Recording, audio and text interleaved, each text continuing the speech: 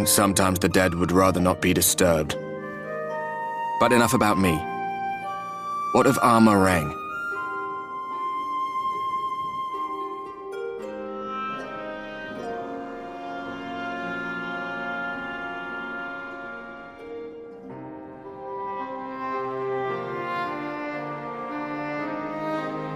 I see.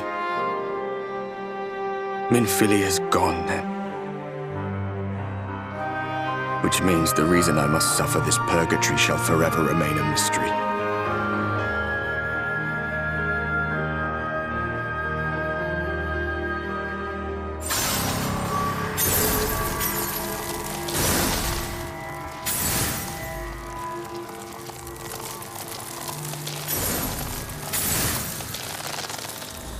What's the matter? Are you all right?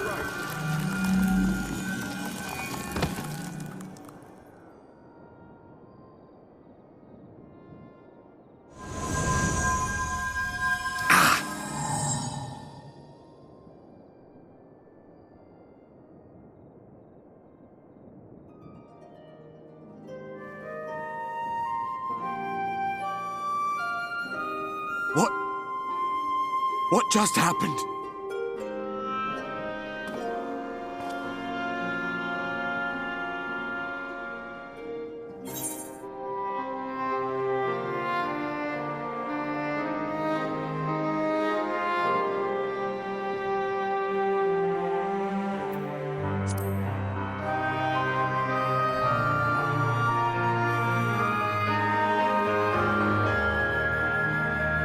Minfilia said my time had not yet come. That I still had a role to play. Not even the most valiant heroes can stand alone. No, it couldn't be. There's only one hero in this room, and it is not me. I'm just a shadow, cursed to wander.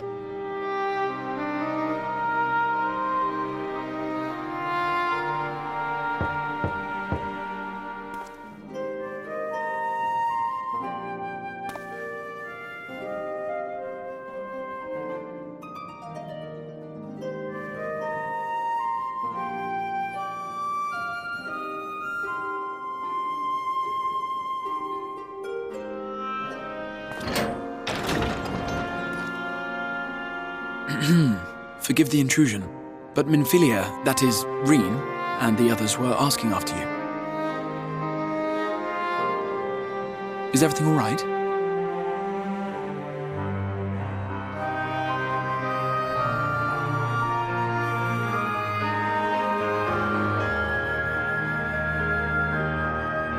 That pain again? And did it pass?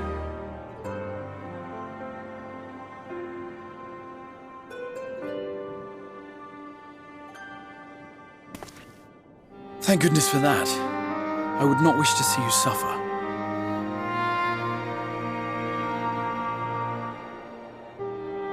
Though I know only too well how much you have suffered on our behalf in recent days. Indeed, I have no right to impose upon you further. Nevertheless, I must ask one thing of you. That you survive this, no matter what. When the dust settles, you must return to your world, for the battles to come and the wars yet unwon. The final Light Warden is all that stands between us and victory. There is still much we must do to prepare, but for now, I will see if there is aught that may remedy the strange affliction which plagues you.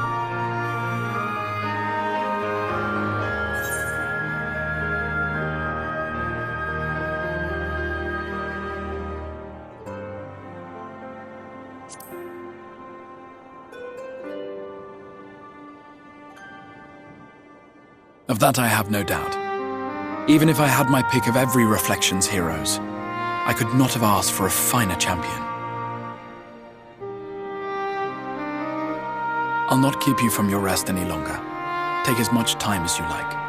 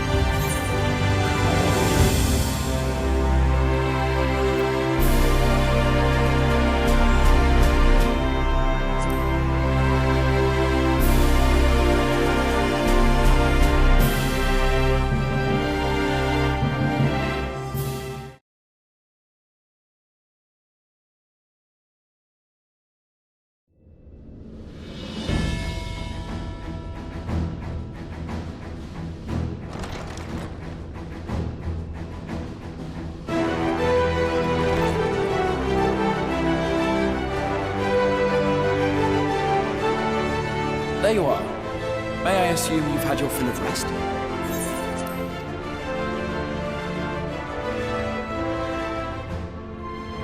That is well. Now that we are all present, let us speak of our plan. Thus far, we have vanquished 4 Lightnings, restoring night to much of Northrend. Only one remains, that of Calusia, and with Reen to guide us, I am certain we will find it.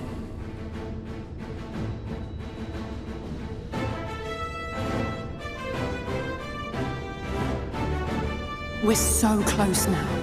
If we can just take care of this one last warden, we'll rob the Sin Eaters of their final foothold and drive them out of Northrend once and for all. It will be a new beginning for the First, a chance for the people to rebuild their world. In short, a prize worth fighting for. And in thus delivering the First from destruction, so too shall we unsow the seeds of the 8th umbral calamity. Do you hear? Your dreams of rejoining is in jeopardy. Are you sure you're not tempted to intervene?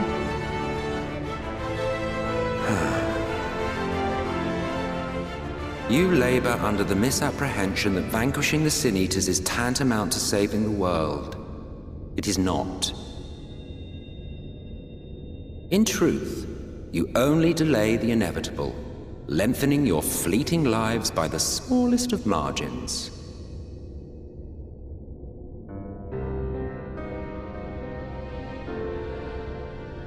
Twould be churlish of me to deny you this small concession, close as we've become.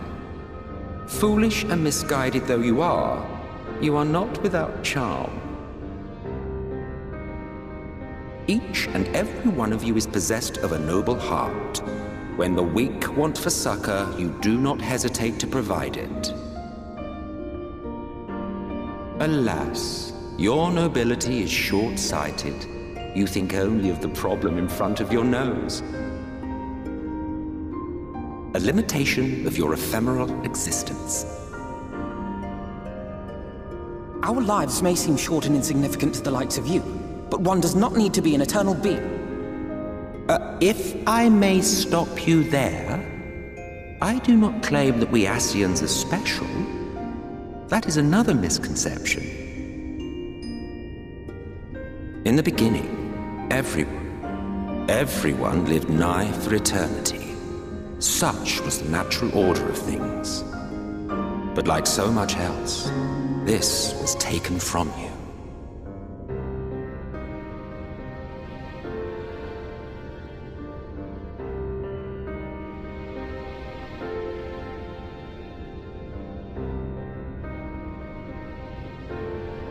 You won't object if I borrow your plaything?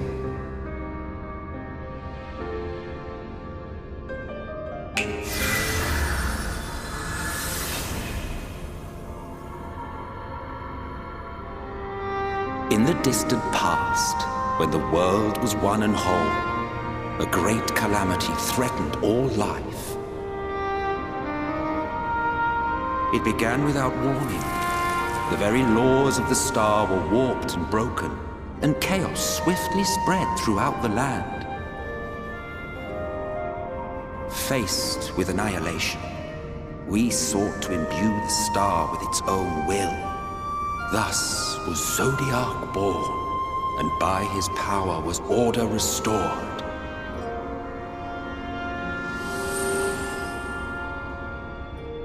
Ere long, however, thankless fools began to fear that Zodiac's might was too great, and so they conjured another to keep him in check. Your own dear Hydaelyn. And the two beings waged war until, with a single devastating blow, Hydaelyn unmade Zodiac, scattering his being across space and time. So you told us in the Katana Ravel. Yes. And there began our woes, with Hydaelyn's blow and all that it wrought. As a counterbalance to Zodiac, Hydaelyn was created with the power to enervate her foe. This singular ability strikes not at such banal things as flesh, but everything that defines the target, diluting its existence. For example, were she to strike you,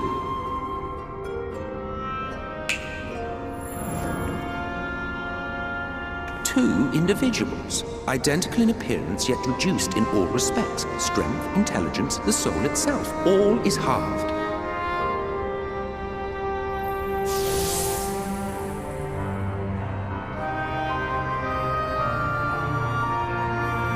Do you see? This self-same fate befell not only Zodiac, but the very star.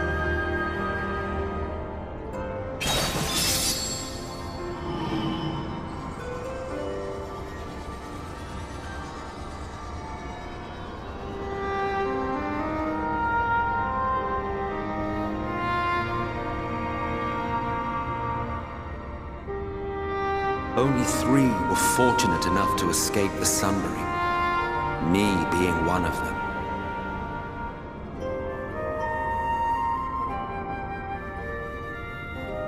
When I beheld the shattered remnants of our home, I knew deepest despair. The inhabitants of these 14 fragments were feeble, frail and foolish, oblivious to their imperfection, ignorant of their past. Malformed creatures thrashing blindly about, pitiful, disturbing, depressing. So, we took it upon ourselves to rejoin the worlds. But in our eagerness and, I confess, our ignorance, we erred and made a useless void of the 13th.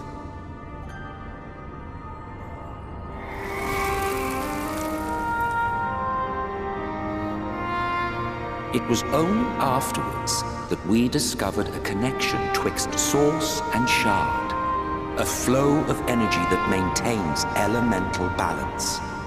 And thus did we arrive at our time-honored modus operandi.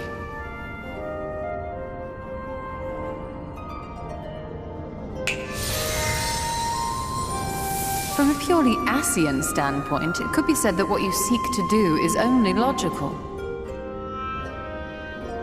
But that would be to ignore the immeasurable destruction wrought with each rejoining. You have murdered millions, and this we cannot condone. By your fragmented existence, you continue to give rise to tragedies far crueler than any calamity.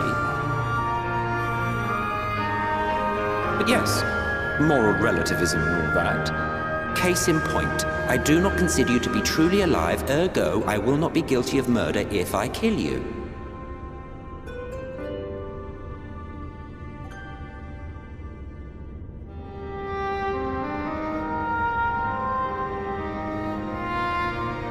Oh, don't look at me like that.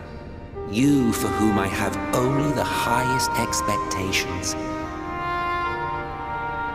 A vaunted hero of the Source, 7 times rejoined.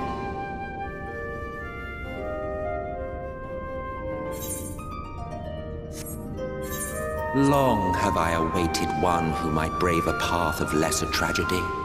A resilient soul able to endure the necessary pain.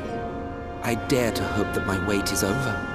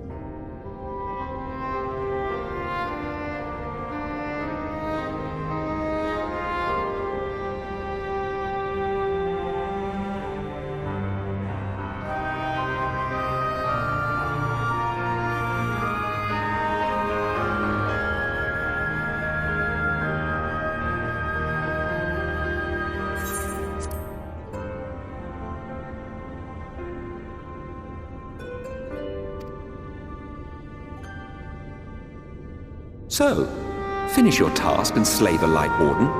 Make proof of your usefulness, and then we may speak again.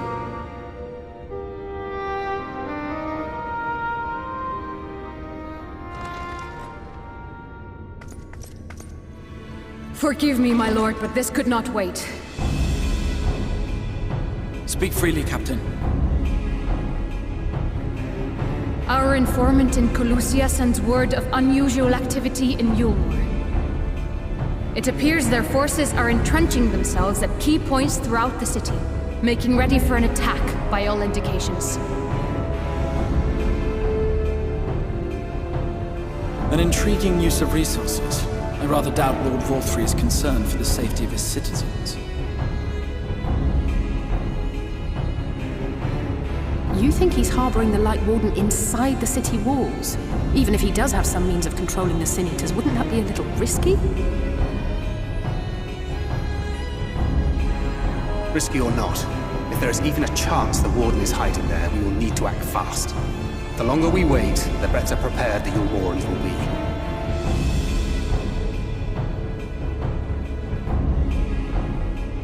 Agreed.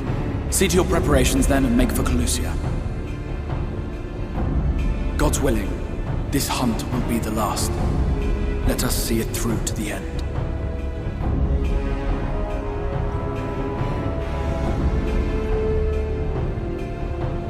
We should begin by assembling in Right. There we may assess the situation in Yulmore and decide how best to proceed.